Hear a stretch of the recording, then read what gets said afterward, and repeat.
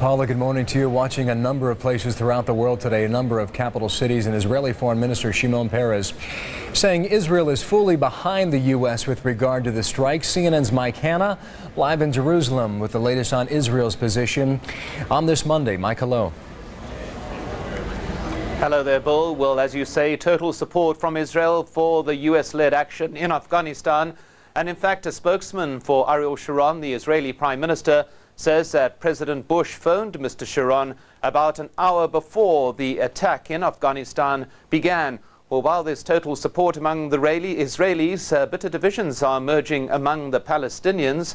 The Palestinian Authority has not yet formally given a reaction to the attack in Afghanistan.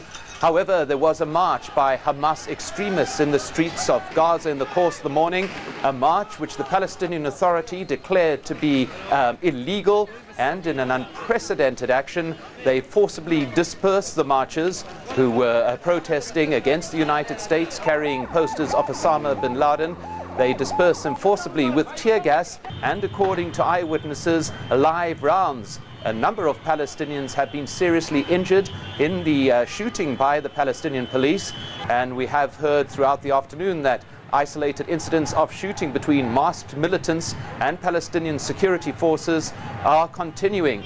So the Palestinian Authority, which has strongly condemned the September the 11th attack in the United States, embarrassed by Hamas extremists on the streets supporting the man that the US holds responsible for those attacks, and on this occasion taking very forcible action indeed to disperse the demonstrators, Bill. Mike, in a statement we heard on videotape yesterday from Osama bin Laden, he specifically mentioned Palestine in the future for the Palestinian people. Has that message gotten through? Any reaction from that taped announcement yesterday?